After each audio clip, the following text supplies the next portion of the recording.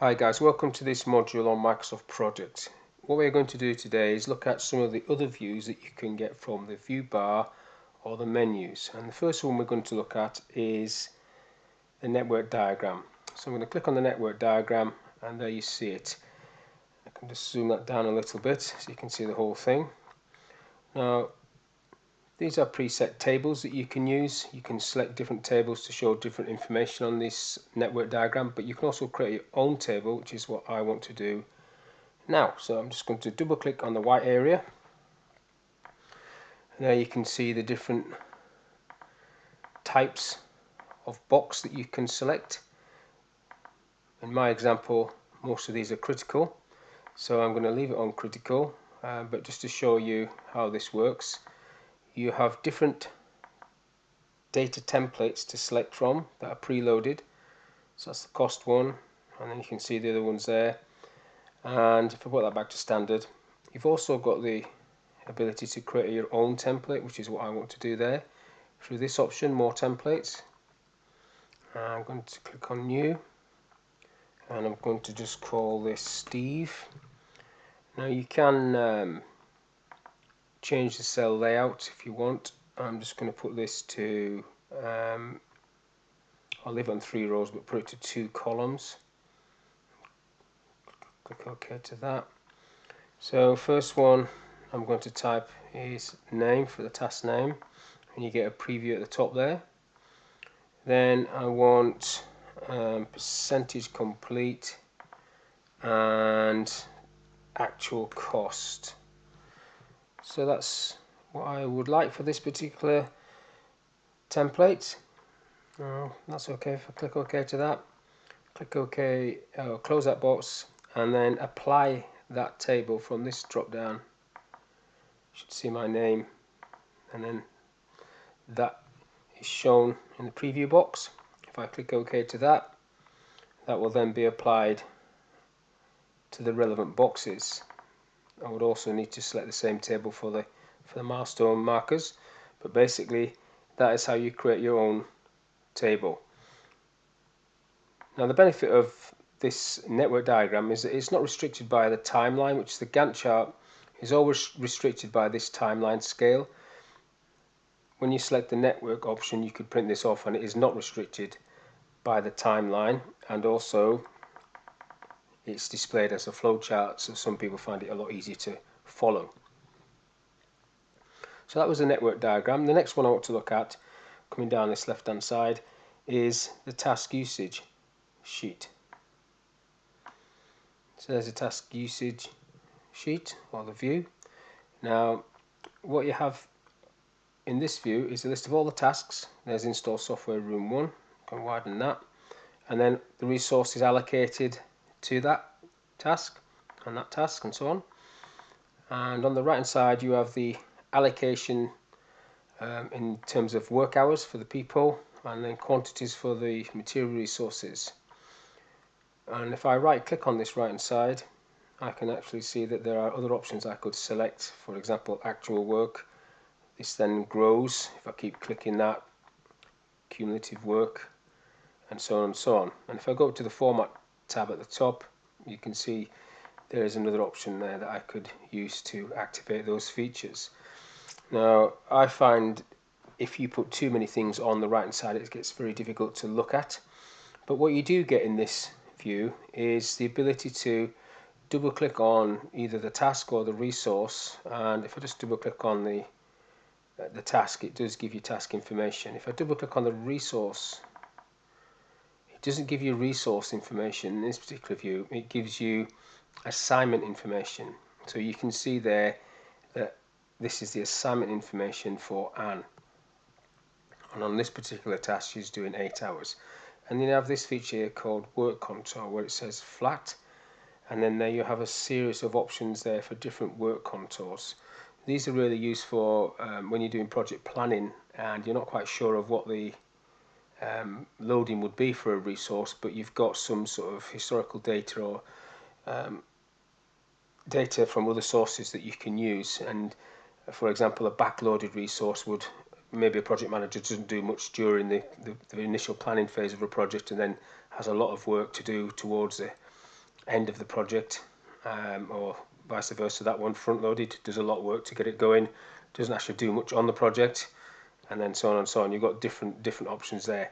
It is a tool to use to give you some sort of figures and some sort of costings and predictions, but you need to be careful with it. So I'm just going to try and give you an example of it.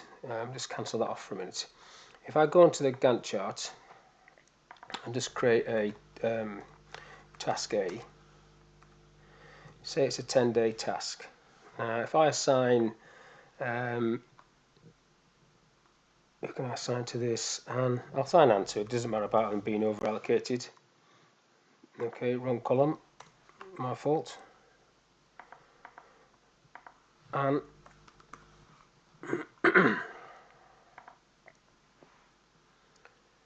okay, so Anne's assigned to that task. So if I go into task usage, you can see she's assigned for 80 hours, 10 days, 8 hours a day. But if I double click on Anne and change that work contour to, say, backloaded, watch what happens. Backloaded. She's still assigned for 80 hours, but the duration has increased to 16 days. So that's what you've got to be aware of. Now, the calculations that it uses, it spreads these figures across that range, depending on whichever contour you use. So I'm just going to undo that. What I would tend to do is manually set a work contour by maybe going like this: 2 hours, 2 hours, 2 hours, 6 hours, 6 hours, 6, 6, 6, and so on and so on, all the way to the end. So you're not increasing the duration, you're just adjusting the actual working hours per day. So that she, if that was a project manager, she might not be working the full 8 hours a day on the project. So that reflects that, and that therefore you haven't increased the duration, and you've adjusted the work contour, and you get the little symbol in the information column there saying this work assignment has been edited. So that's task usage. So the next one down, or the next one I want to look at, if we're coming down this list, is the timeline. Just going to click on the timeline. Now, on the format tab, it gives you some options there. So you've got existing tasks. So you can populate this with maybe your milestones: room 1 complete, room 2 complete, project complete. Click OK to that.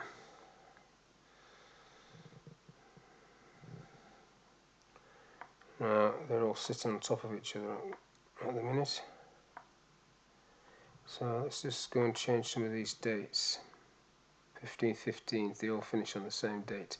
Okay, let's go back to the timeline and add some different tasks just to make it separate slightly. So install software room 1 and train on software room 2. Okay, and you start getting them populating on there.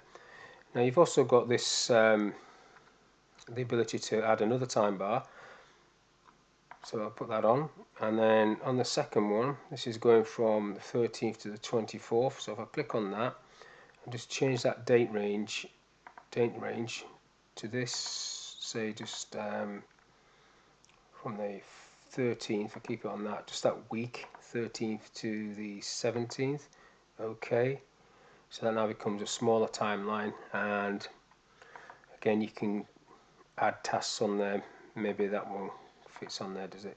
Yeah. Okay, so it's a bit of a visual thing. Now with timelines, you've got the ability to copy them, send them for email, or put them into PowerPoint through this button. You've also got the option of changing the date format from this side, and you've also got the option to add tasks. So if I click on this one and add a task, I'll just call this review and click OK to that. So that review is sitting over there at the moment, and if I go back to the Gantt chart, that will have added the task review. I'll just get rid of task A and then just get rid of that blank line. If I say that review is going to be a 1-day task and it is going to follow task 10, so it's after the project, you're going to review the project, that sits there. And if I go back to the timeline, the review's moved to the end of the project. So that's the timeline, quick overview of the timeline. The next thing down I want to look at is a quick look at resource usage, which is very similar to task usage, except it is looking at it from a resource perspective. So you've got Anne there, and what Anne's on. She's on install software in 1, so it works in the same way as task usage. Again, if you go to format, you've got the options to tick different things on. If I double click on Anne, it takes me to resource information this time. If I double click on the task, that gives me the assignment information, and that's where I can change the work contour. I'll just cancel that. So it's identical to task usage except from a resource perspective. And one more I want to have a look at is the team planner. Now I'm coming down this view bar to get these views. View bar's not always on when you first get projects, so I always activate it. It used to be a great feature because it was a static feature, but now it's dynamic, so as you click on different views they get added to this list, which is slightly counterintuitive and makes it more difficult to find things, so you end up going up to the top and using the different options from either resource or tasks. So you've got these things up there. So the one I want is actually the team planner, so I'm just going to click on the team planner.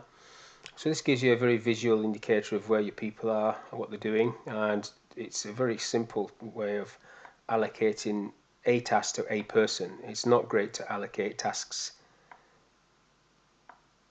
to 2 people. You would have to do that in your Gantt charts. If I go back to the Gantt chart, you can see that I've added contractors to those 2 tasks, but it's very difficult to add 2 people to the same task. You would have to do it in this view, and then the team planner would reflect that. That's the team planner.